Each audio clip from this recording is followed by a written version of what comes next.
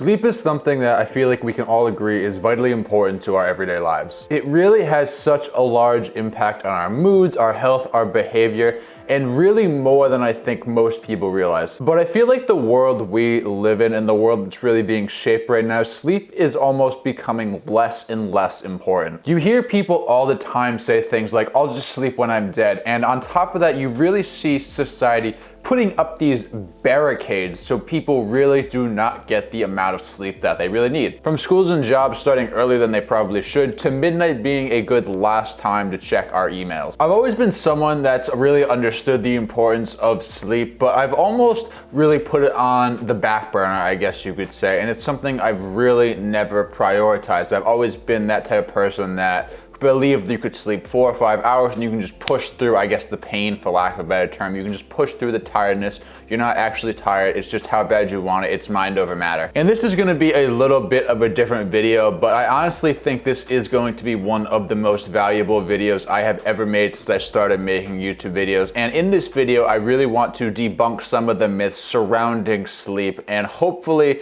by watching this video, you're going to be able to prioritize your sleep like I am trying to do right now. Full disclosure, just about everything that I'm gonna talk about in this video came from the book Why We Sleep by Matthew Walker. This is a great book. I would really recommend it. I'm actually re-listening to it again right now, as well as the Joe Rogan podcast where Matthew Walker came on about 3 years ago now.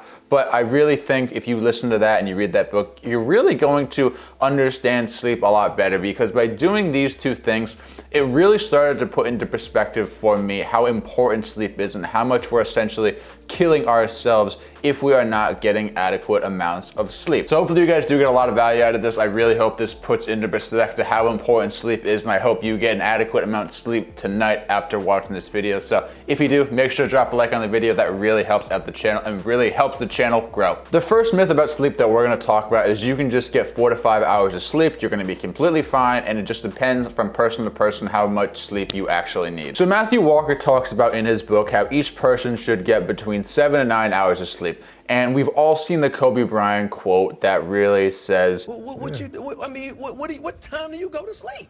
Don't you stay up and watch Sports Center or something? I mean, don't you do stuff like that? You know what? I don't need too many hours of sleep, man. I can go off for 3-4 hours. Really? Yeah. obviously, Kobe, I really wish you were here defending this. Rest in peace. But, and I know I said this in the intro, but when you're not getting adequate amount of sleep, you're essentially killing yourself faster and faster. Being awake essentially causes low-level brain damage, which might seem a little counterintuitive, but the one thing that repairs that low-level brain damage, as Matthew Walker talks about, is sleep. So when you're not getting adequate amount of sleep, you're essentially doing more and more brain damage to yourself because your brain just cannot recover as if it could if you had that adequate, ideal amount of sleep every single night. And the scary thing about this is we don't even realize we're doing this to ourselves until it's 20, 30 decades down the road and it's just too late. And the way Matthew Walker described this in his podcast, and this really made a lot of sense to me, and hopefully this is gonna make a lot of sense to you. He described it as, look at that guy that maybe you're watching at a bar who's had a few drinks and he's getting ready to leave, and maybe one of his friends or the bartender asks him, are you okay to drive home? And he says, yes, I'm fine to drive home. And his friend or the bartender says, are you sure you're okay to drive home? Yes, I'm completely fine to drive home. I've only had a couple of drinks. Well, that guy or girl, that person gets in the car and drives home. And what ends up happening is they wake up the next day and they realize, wow, I was not okay to drive home. I really should not have driven. And it's the same thing when it comes to sleep. You don't even realize how much damage you're doing to yourself on a day-to-day basis until it's too late. The main difference here is that with the guy leaving the bar, he realized it the next day. With sleep, you don't realize it until decades down the road, which is actually really scary and dangerous. Bottom line, he doesn't even realize the danger he's putting himself in until it's really too late in both situations. And this really applies to those people that are really just getting 4 to 5 hours of sleep a night, because people really don't realize how much they're hurting their productivity, how much their efficiency is being hindered, and how much they're really sacrificing and giving up by not getting in that adequate amount of sleep every single night. By getting less than 7 hours of sleep a night, you're putting yourself at a higher risk for a lot of different things like heart attacks, strokes, cancers, you're compromising your immune system, and you really run the risk of just becoming emotionally irrational on a day-to-day basis. And additionally, and this really blew my mind, this stat when Matthew Walker talked about this, and you guys are hopefully gonna find this super interesting, and this is really gonna hopefully start to piece things together for you.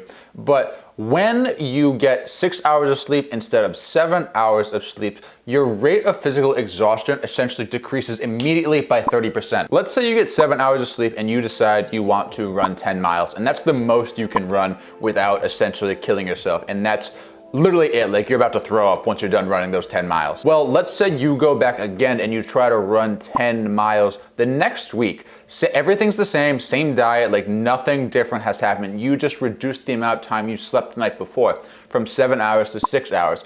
Well, instead of being able to run 10 miles all out and then be completely gassed, you're actually going to be completely gassed after 7 miles. And that goes back to what I just said, your rate of physical exhaustion is going to be reduced by 30%. It's the same thing in, say, a boxing match. Say you can go 10 rounds and then you're completely gassed, like that is the all-out best you can do on 7 hours of sleep. If you get 6 hours of sleep, you're only going to be able to go 7 rounds in the same exact fight. And this is something I've really, I guess, experimented with myself more indirectly, I guess you can say. But there's been days I'll get 7 or 8 hours of sleep and I'll go out running and I'll jog 5 miles and it feels completely fine. It's a nice, easy run. I feel great. I don't feel gassed. I feel fantastic. But then the next day or a couple days later, maybe a week later, I'll try to run just 4 miles. And after a few miles, I'm just like completely gassed and I have nothing left in the tank. So I really think that 1 hour of difference, although some people watching this video might not believe that it makes a huge difference, I personally believe from experience it makes a astronomical difference. So bottom line here, even if you think you can function off of 4 or 5 hours of sleep pretty regularly, you are doing a lot of damage to yourself in a lot of ways you probably do not even realize. So I think it might be a better idea to try to get 7 to 9 hours of sleep as much as possible. And if you guys still don't think that 1 hour of difference makes a big deal, look at this stat that Matthew Walker dug up in his book and the podcast with Joe Rogan. So when the clocks are set forward in the spring, when you lose that hour of sleep, right, heart attacks increase at a rate of 24%, hospitals report, just like that. Then when the clocks are set backwards in the fall and you gain that hours of sleep, heart attacks are reduced by a rate of 21%.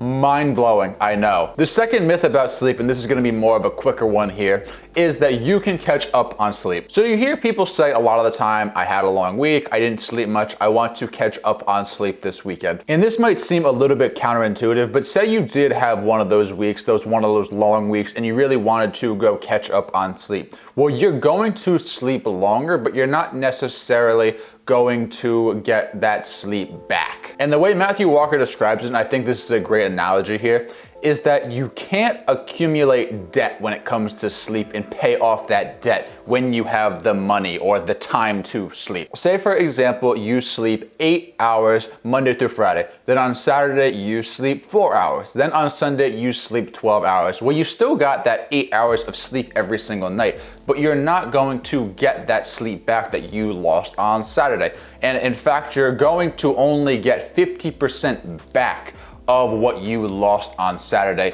maximum. That's best case scenario. So in this situation, when you lost 4 hours of sleep, you're only going to get back 2 hours of sleep. Now, that might seem like not too bad for a lot of people. You might be like, losing 2 hours of sleep is not bad. But the thing is, how often do people only lose 2 hours of sleep in a given week? A lot of times people lose a lot more than that. I can promise you that, and I know from experience. The third myth on this list pertaining to sleep, and I think this is going to be arguably the most important one on this list, and I really think this is one that hopefully is going to hit home with a lot of people here and really put a lot of things into perspective, and that is that alcohol helps you sleep. And the more I think about it, the more I really feel like alcohol is one of the worst things that you can really put in your body and is really one of the most corrupted things that is condoned in society. Now, I'm not saying that I'm perfect. I'm not saying that I never drink. I'm not saying that if you drink that you're completely insane. I'm not saying that at all. But what I'm really about to tell you about alcohol and sleep is probably really going to open your eyes in a lot of ways. So there's two types of sleep. There's non-REM sleep and there's REM sleep. Non-REM sleep is that type of sleep where you're tossing and turning in the middle of the night, maybe you're half awake, those type of things, where you kind of like maybe sleep for 30 minutes at a time and you wake up kind of like with dreary-eyed. That's non-REM sleep. It's not that deep sleep that you get where essentially you blink and hours go by. That's REM sleep. That's that deep, deep dream sleep. And REM sleep is that type of sleep that you want in order to get adequate amount of sleep. That's the sleep that you really need to get into. And what alcohol does, it essentially blocks off your ability to get into that deep REM sleep. So for example, say you went out drinking last night and you had a few cocktails, maybe a few beers, and you woke up the next day kind of feeling not hungover, but kind of like tired. You really just couldn't get moving. It's because you couldn't get into that deep REM sleep that you need to function on a daily basis. And on top of that, and this is going to be a little bit more of a fun fact for anyone that's interested, let's say that, again, you go out drinking the night before, you have a couple of cocktails, you have a few beers, whatever the case may be, but you still get home at a normal time. Let's say you go to bed at 10 o'clock, so definitely still early enough to get your adequate amount of 7 to 9 hours of sleep. But when you wake up in the morning, you're feeling hungover, you're feeling exhausted, you feel like you did not sleep at all. So what some people might do is they might just roll over and just go back to sleep for another 6 to 7 hours. Well, that's because you really did not sleep at first, during that first portion of the night, your first sleep, let's say, because that alcohol was blocking your ability to get into that deep sleep, which you really need. And when you rolled over and went back to sleep the second time, the alcohol was starting to wear off and your body is essentially craving you to get into that dream state, to get into that REM sleep. So you go back to sleep a second time when the alcohol is not blocking off that REM sleep. Then when you eventually get up and you are still feeling hungover, and stop me if you heard this before, you're craving things like fried chicken, burgers, anything greasy, basically anything unhealthy that you can fit into your mouth. And people chalk this up to being hungover, which I guess is an indirect cause to it, but it actually seems like it's because you did not sleep enough. So you have two hormones in your body. The first one's called leptin, which tells you how full you are. So Josh, you just ate a whole burrito from Chipotle. Josh, you just ate 3 slices of pizza. You are full. Like, you don't eat any more during this meal, don't eat any more during the sitting.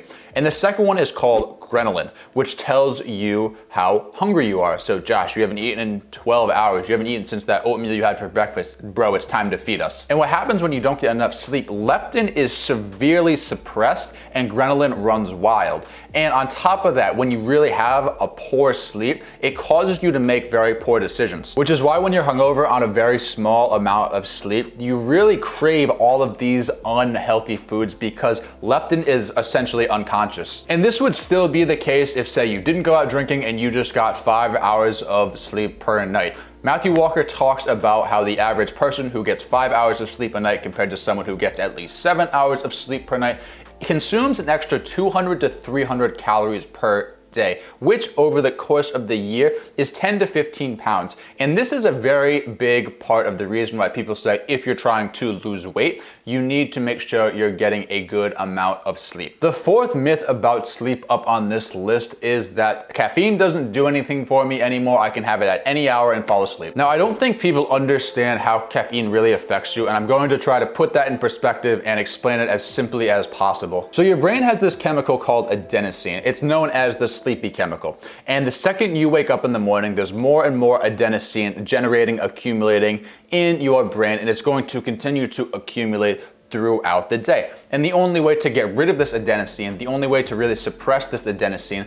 is to go to sleep. So if you don't get enough sleep, this adenosine might not have been suppressed as much as it should have. So that might lead to you being a little bit tired the next day. And what caffeine does, it essentially blocks off that adenosine. It puts a wall in front of it, or as Matthew Walker describes it, it hits the mute button on the adenosine. Then once that caffeine starts to wear off, all of that adenosine floods immediately to your brain. If you've ever heard of that caffeine crash, this is how the caffeine crash happens. Anyway, getting back on track here, caffeine essentially has 2 lives. It has a half-life and it has a quarter life. And this is going to apply to everyone, whether you get jitters from caffeine or not. So a half-life of caffeine lasts 6 hours. So if you have a cup of coffee at 12 p.m., that half-life of caffeine is going to be out of your system by 6 p.m. But if you have a cup of coffee at 12 p.m., the quarter life is still going to be in your system because the quarter life of caffeine lasts up to 12 hours. So in other words, if you have a cup of coffee at noon, a quarter of the caffeine from that cup of coffee is still going to be in your system around midnight. Now, midnight might not seem that bad. Some people might not go to bed until midnight, but when the problem really starts to come in with this quarter life of caffeine is when you're having a cup of coffee or maybe an energy drink at 3 or 4 p.m. or even after dinner. That's when your sleep really gets ruined. And Matthew Walker has done studies on this and they were really interesting, but to make it super simple, it goes back to that example I brought up before about the guy or the girl leaving the bar and they thought they were okay to drive and they really were not okay and they were putting themselves in danger that they really didn't even know they were putting themselves in. It's the same exact thing with caffeine and sleep. What is essentially happening is that caffeine is blocking off your ability to get into that deep REM sleep. So it's really hindering your ability to wake up refreshed and get into that dreamy sleep that you need. So originally I was gonna have a fifth myth I was gonna debunk here in this video, but I decided to end this video with kind of going over a couple of quick points about how we can maximize our sleep. Now, if you wanna see more myths about sleep that you want me to debunk, I could definitely make a part 2 to this video. Let me know down in the comments if you wanna see that. But since sleep is so important, I thought it would be pretty cool to just go over a couple of basic quick points about how we can really maximize our sleep. Because it's not so much about the quality of sleep, it's about the quantity of sleep. For example, if you went out drinking last night and you slept a total of 15 hours, that quantity might not be nearly as good as someone who slept 7 hours but didn't go out drinking and really got into that deep REM sleep. The first way that you can really maximize your sleep is to take a hot shower or a sauna like 20 minutes before you go to bed. So basically when you go to sleep, you want to get your body temperature down slightly. You want to sleep in a slightly colder environment. You're going to sleep much better. This is why in the wintertime, it's much harder to get out of bed as opposed to the summertime. And when you take a hot shower or a sauna, you're really spiking your body temperature. And when you get out of the shower or the sauna, your body is dumping heat, like hand over fist, just dumping. And you're going to find when your body temperature does cool off, you're much closer to ideal sleep temperature as compared to when you first got in that shower or sauna. Second, only use your bed for sleeping and nothing else. So essentially you want to train your brain to realize that your bed is just for sleep. If you're someone that works from bed or maybe watches TV for hours and hours in bed at the end of the night, that's not good for sleep because your brain's going to confuse sleep with work or with relaxation, all these different things. If you're someone that works from home, you can probably rationalize with this example, but say you work from home in the living room, at the kitchen table, you're going to feel that stress of work. You're gonna feel like you're always in work mode. And I feel like this sometimes too. And I'm really trying to separate work from non-work in different areas of my house. But it's gonna be the same thing with sleep. In addition, if you're not doing all of these things from your bed's also going to be a much colder environment for you to get into, which, as we talked about in the first example, is going to provide a better sleep. And the last one we're going to talk about, and I feel like I don't need to go into too much detail about this because I've already talked about this, cut out as much alcohol as possible, especially right before bed. Don't drink caffeine except in the early morning and leave time for you to unwind. As to touch on the unwind part really quickly, it might not be the best thing to really be looking at a screen up until you go to bed. Leave some time to meditate or maybe even leave some time to read a book. This is something I'm personally trying to get better as well and not just work up until the second I have to go to bed. Again, final thoughts, I really think by reading Matthew Walker's book, Why We Sleep, and listening to the podcast he goes on with Joe Rogan, I think all of you are going to get an absolute killer amount of value out of it, to put it mildly. I would really recommend it, and it's really going to put a lot of things into perspective for you, I personally feel. And saying that is going to be it for this video. Thank you guys so much for watching. Remember to like and subscribe as always. That really does help out my channel in a massive way. I hope you guys really did get a ton of value out of this video, and I really hope you get an adequate amount of sleep tonight. Let me know in the comments if you got any value out of this at all. I would love to hear from you guys, and until next time.